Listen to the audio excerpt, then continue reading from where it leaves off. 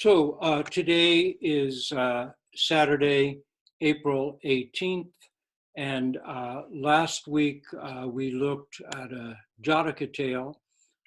This week I'd like to resume taking a look at koans, and we'll take a look at case number 2 in the Gateless Barrier, the Wumen Kwan in Japanese, which is Pai-chang and the fox. So the case goes like this. Whenever Pai-chang, that would be Yakujo in Japanese, gave a Teisho, an old man was always there listening with the monks. When they left the hall, he would also leave. Then one day the old man stayed behind and the master asked him who he was. The old man replied, "I am not a human being. In the far distant past, in the time of Kashyapa Buddha, that would be in a previous world age, the Buddha of a previous world age. So she's talking about really distant past. I was the head priest on this mountain. One day a monk asked me, does an enlightened person fall under the law of cause and effect or not? That would be karma. Does an enlightened person fall under the law of karma or not? I answered, such a person does not fall under the law of cause and effect. Because of this answer, I was reborn 500 times as a fox. Now, I beg you, Master, please say a turning word on my behalf. That is a word or words that open us to the truth. Please say a turning word on my behalf and release me from the body of a fox. He then asked Pai-chang, does an enlightened person fall under the law of cause and effect or not? Pai-chang said, such a person does not evade the law of cause and effect. Upon hearing this, the old man immediately was deeply enlightened. Bowing, he said, I have now been released from the body of the fox. The body is on the other side of this mountain. I wish to make a request of you. Please, Abbot, perform my funeral as for a priest. The master had the ino, the ino would be the wooden board instrument suspended by cords outside the Zendo, struck with a wooden mallet before zazen and ceremony. So the master had the ino, the ino would be the lead chanter, right? And strike the, Han. So the Han is the board. The ino is the lead chanter. Strike the Han and announce to the assembly that after the midday meal, there would be a funeral service for a priest. The monks talked about this among themselves, wondering how this could be, since everyone was fine and there had been no one in the Nirvana Hall. The Nirvana Hall is the infirmary. Interesting. This is where you enter Nirvana from. That is, if you get so sick, you die. So after the noon meal, Pai-chang led the monks to a rock on the far side of the mountain. And there, with his staff, he poked out the body of a dead fox. He then performed the cremation ceremony. That evening, Master Pai-chang took the high seat before his assembly and told the monks the whole story. Wangpo, Obaku in Japanese, became a very important teacher, stepped forward, he was a student of Pai-chang's, stepped forward and asked, the old man failed to give the correct turning words and was made to live as a fox for 500 lives, you say. If, however, his answer had not been incorrect each time, what would he have become? Or his answer had not been incorrect each time, what would he have become? I'm going to put the comma in a different place. I think that makes it a little clearer. Pai-chang said, just step up here closer and I'll tell you. Wangpo went up to Pai-chang and slapped him in the face. Pai-chang clapped his hands and laughed, saying, I thought the barbarian had a red beard, but here's a red-bearded barbarian. So let's take a look now, Wumen's commentary. not falling under the law of cause and effect. Why should this prompt 500 lives as a fox? Not evading the law of cause and effect. Why should this prompt a return to human life? If you have the single eye of realization, you will appreciate how the former head of the monastery enjoyed 500 lives of grace as a fox. Wu Men's verse, not falling, not evading, two faces of the same die, not evading, not falling, 1,000 mistakes, 10,000 mistakes. So, very interesting case, and what a corker of a story. Classical Buddhist tradition tells us that it will take eons for beginner bodhisattvas such as ourselves, having set our minds on attaining complete and perfect enlightenment or Buddhahood, to actually get there. We will have to go through many challenges and through eons of effort, ascend 10 levels, some sources say 50 levels, of ongoing practice realization. This is essentially what the Jataka tales, past lives of the Buddha, many of them in animal forms, show. In these 2,500-year-old stories, we see the Bodhisattva progressing, lifetime after lifetime, toward the full realization of his and our potential for selfless wisdom and active compassion.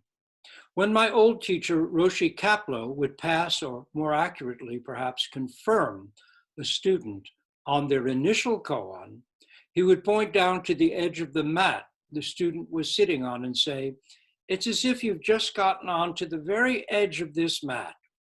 If you keep going with your practice, you will start to move across the mat. Eventually, over many lifetimes, if you keep at it, you will get all the way across. You have now started that journey. Congratulations." This is humbling and realistic. An initial glimpse is not yet the enlightenment we may read about in books, but it is a start. And it is essentially the same as the Buddha's profoundly intimate realization beneath the Bodhi tree. While it is the same in essence, there still remain worlds of difference in depth and fullness, not to mention actual in one's life functioning between our realization and the Buddha's. A baby is a person, but can't yet walk or run or write a symphony or raise a family or help a friend. A pine cone is in essence a pine tree, a 200-year-old pine that touches the sky, that birds nest on and squirrels and bugs have a home on, a tree that can offer a harvest of pine nuts to hungry humans and animals is also a pine tree.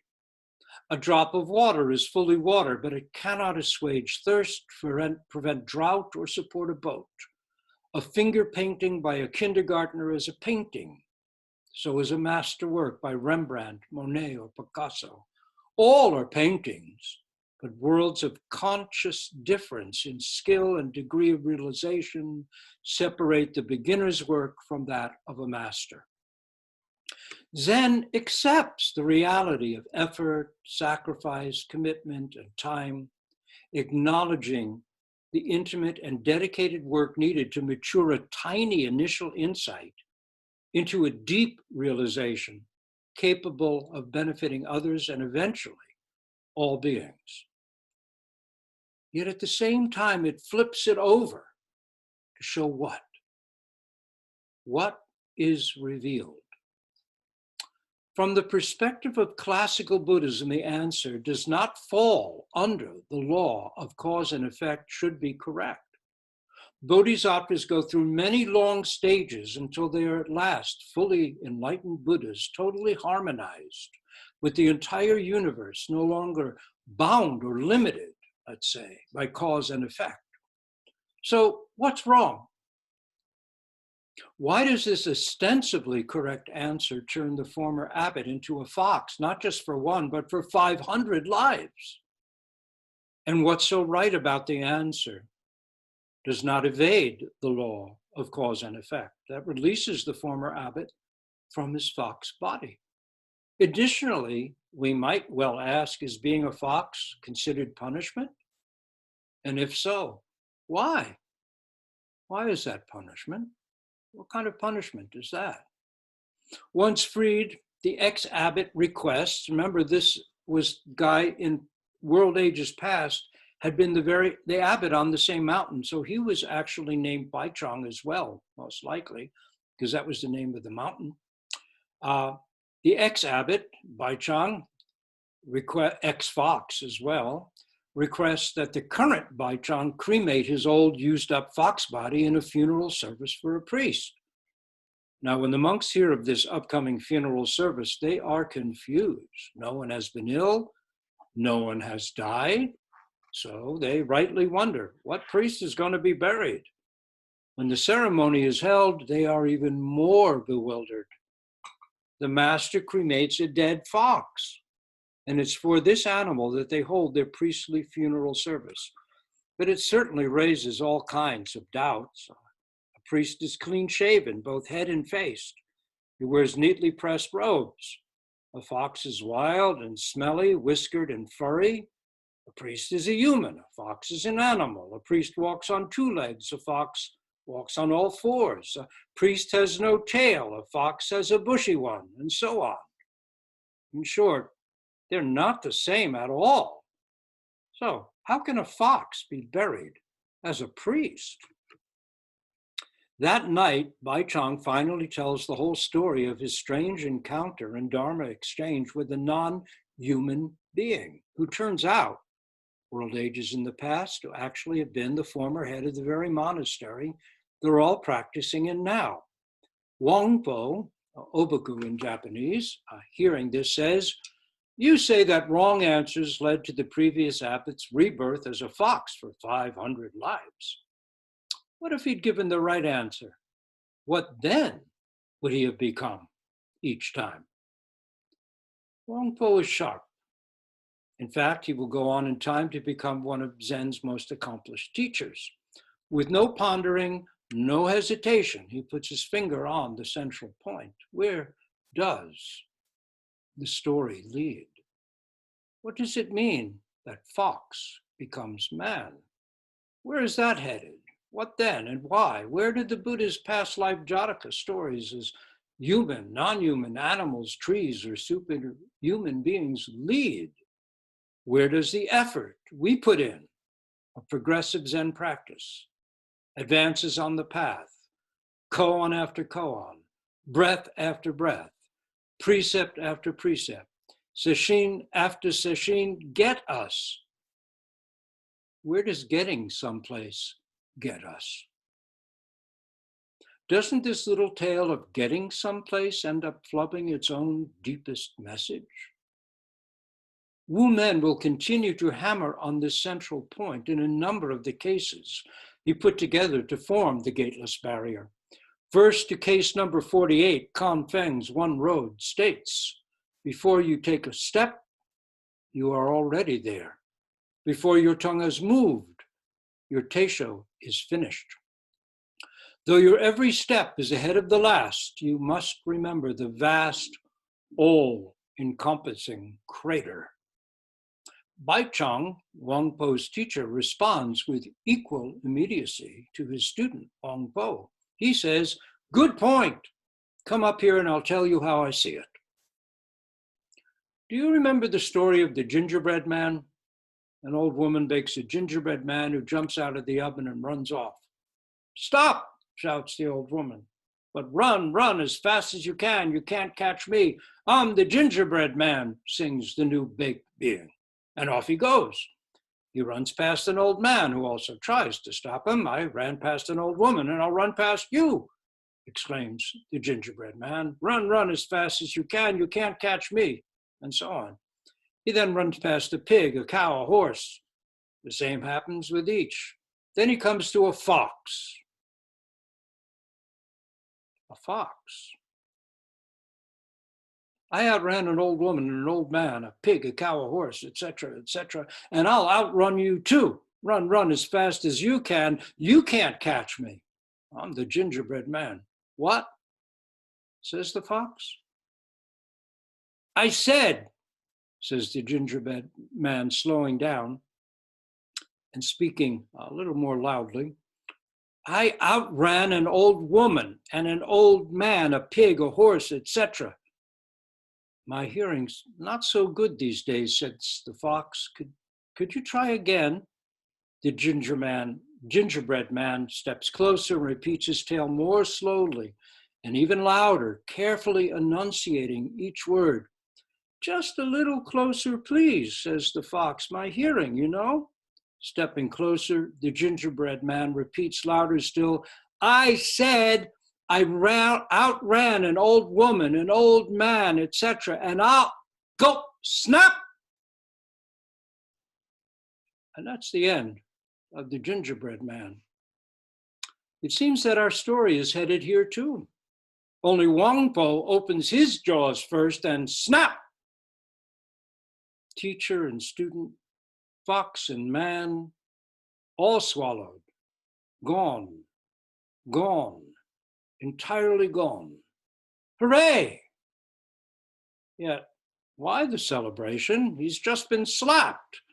So why does our current Pai-chang happily clap his hands and exclaimed, I thought I was a red-bearded barbarian, but here's a barbarian with a red beard.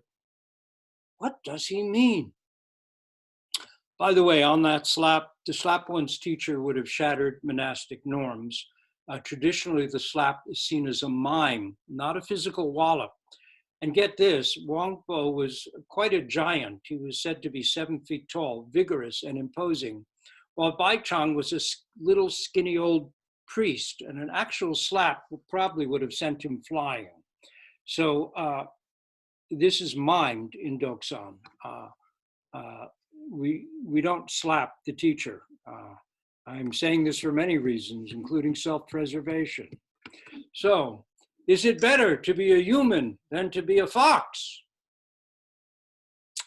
Case 69, Shoyoroku, Book of Serenity, says, Nanchuan, that would be non-sen in Japanese, addressed his assembly and said, all the Buddhas of past, present, and future do not know it really is. Instead, the badger and the fox know it really is. What do animals know that all the Buddhas of past, present, and future don't know? What mistake in our own lives might this point to? When asked, does a dog, at the time considered a lowly and filthy animal, have Buddha nature? The great Tang era teacher Zhao Chu, Joshu in Japanese, answered, mu. Literally, mu means no or not. Though there's a point there, to take that answer literally would hardly be liberating. And yet, this answer, this one word, mu, has liberated thousands, serving as one of the most potent of all so-called initial koans, that is, koans that help open our minds to realization. It would also ignore the fact that the sutras, the collected teachings of the Buddha, say that all beings have or are Buddha nature, foxes, dogs, humans, all alike. The glossary for Roshi Philip Kaplow's classic 3 Pillars of Zen says Buddha nature is, quote, a concrete expression for the substratum of perfection, of completeness intrinsic to both sentient and insentient life. So of course we can include human and non-human life.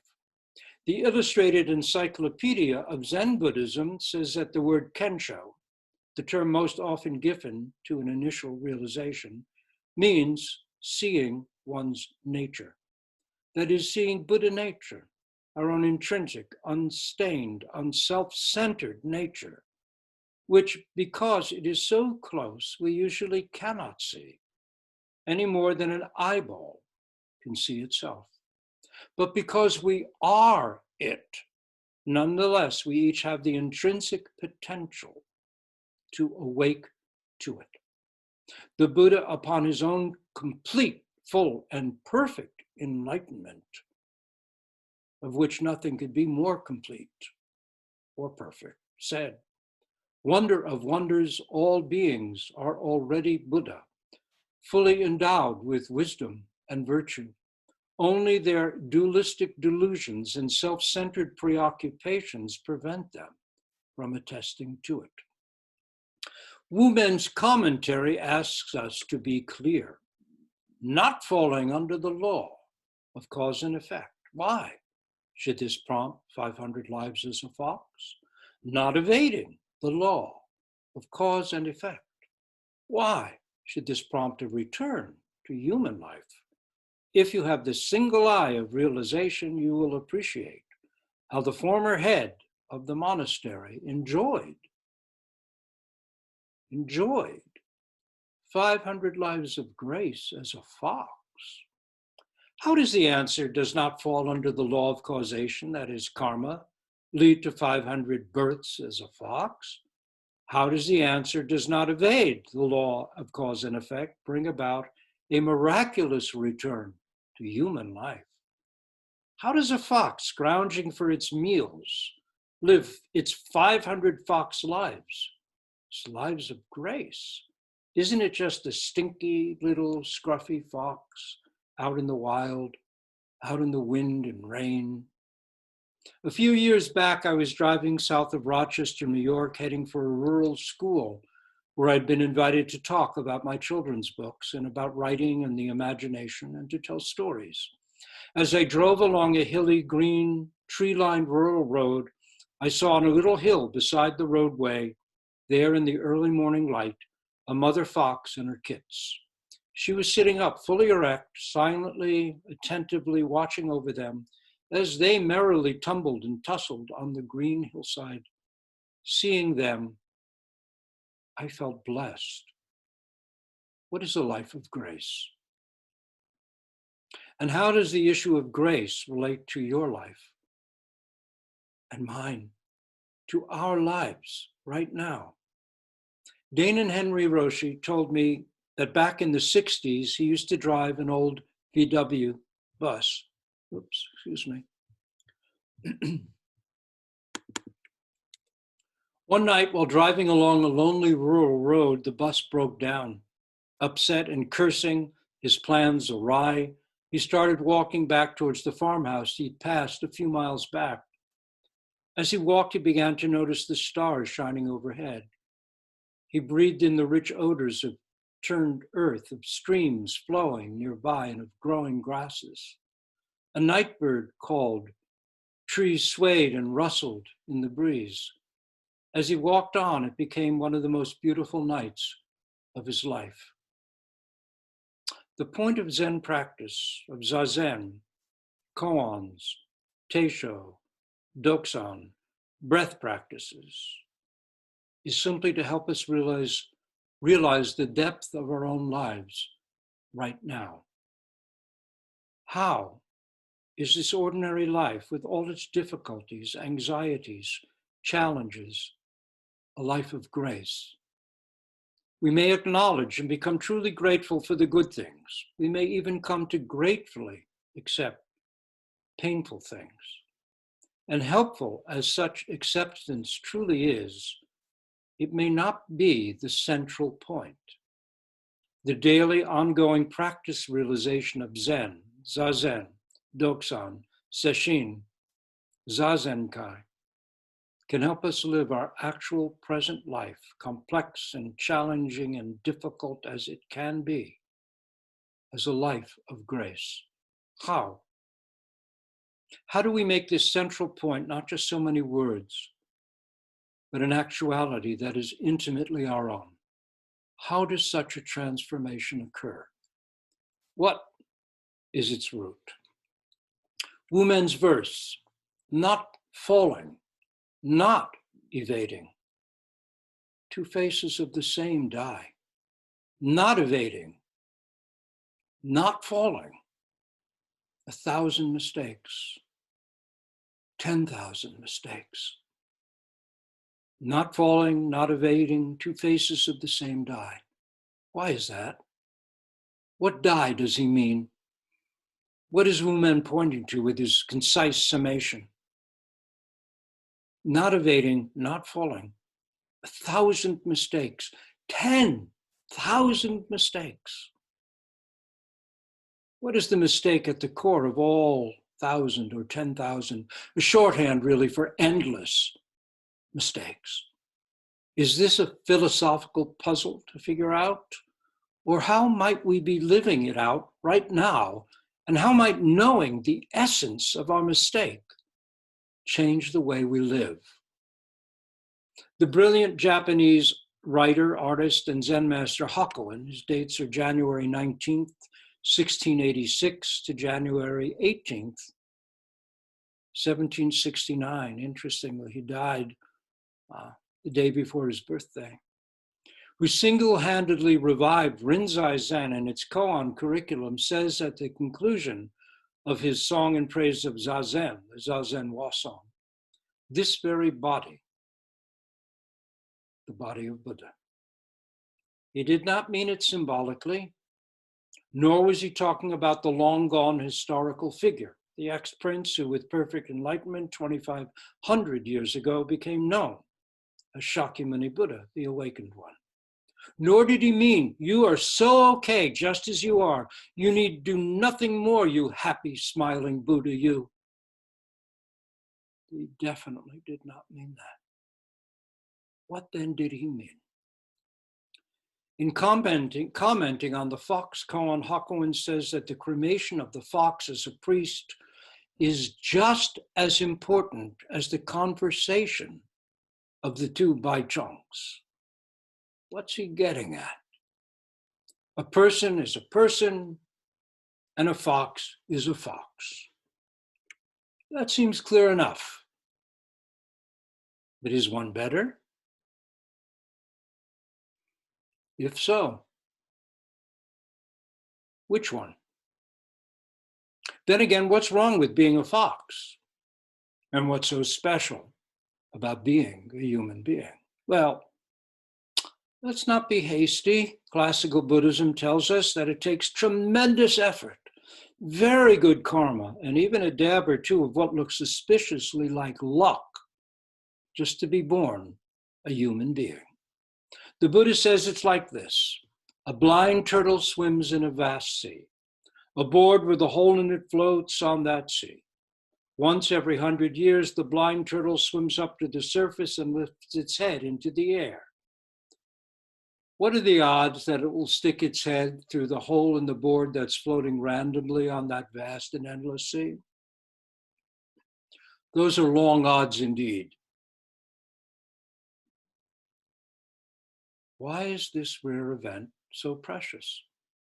According to classical Buddhist tradition, it is only life as a human being that gives us the rare and precious opportunity, if we choose to act on this opportunity, to awaken, to see self-nature, to realize self-nature.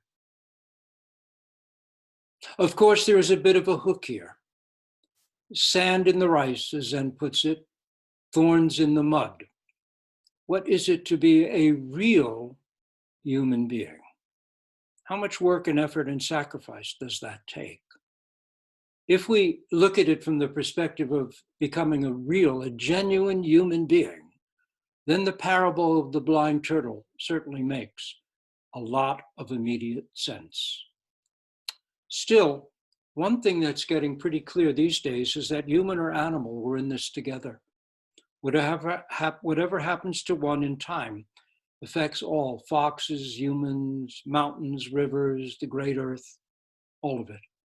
All of us, everyone, even plants and trees. Here's a quote from the novel, The Overstory by Richard Powers. You and the tree in your backyard come from a common ancestor. 1.5 billion years ago, the two of you parted ways. But even now, after an immense journey in separate directions, that tree and you still share 1/4 of your genes. That tree and you still share 1/4 of your genes. How much closer then animals and people must be. Chimpanzees are 99% genetically identical to humans. What about foxes? Earthquakes, floods, habitat destruction, pollution, and terrible diseases, all the ways and means of impermanence, are coming on strong. Mightn't this then be a good, particularly good, time for each of us as humans to make use of our opportunity and actually do the work needed to truly awake, truly mature, and become genuine human beings? The aspiration to grow beyond self-centeredness is the essence of the lofty bodhisattva path, the path of the wisdom being, which is the literal meaning of bodhisattva. Bodhi is wisdom, sattva, being. Take away all the esoteric Asian trappings, and there it is. It is simply the path of truly and authentically growing up. Isn't that wisdom? How does it unfold? We begin again with this very breath, this count of breath, this koan.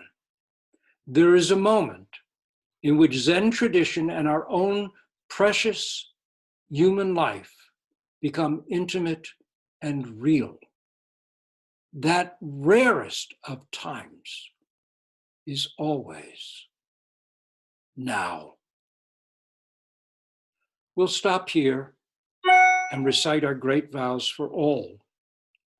And I hope all of you are staying well, are well, and doing what you can to flatten the curve so that we do what we can in this very simple way, though demanding way, staying isolated, to help others as well. So this does not spread.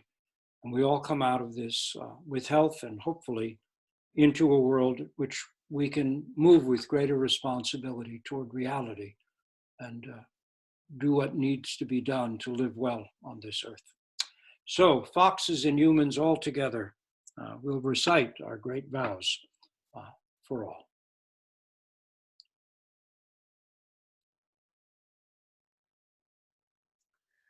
Great vows for all. The many beings are numberless. I vow to free them all. Greed, hatred, and ignorance rise endlessly. I vow to abandon them all. Dharma gates are countless. I vow to wake to them all. Buddha's way is unattainable. I vow to embody it all. The many beings are numberless.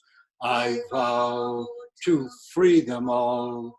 Greed, hatred, and ignorance rise endlessly. I vow to abandon them all.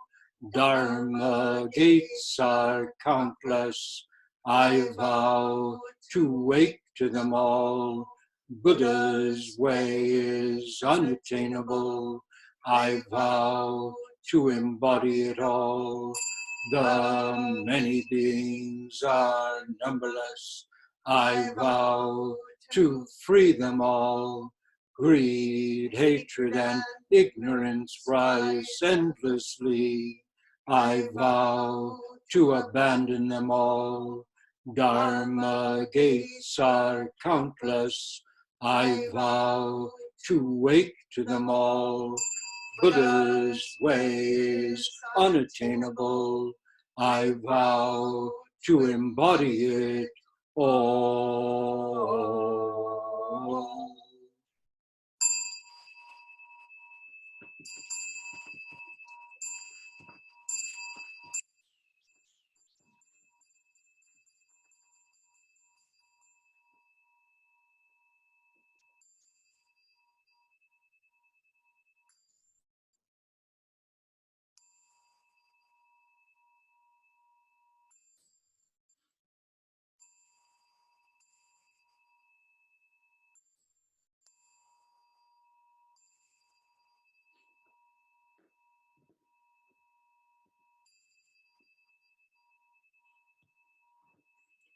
So thank you for joining us today. Everybody stay well and take care of yourselves and of one another. And see you again soon. Okay, bye.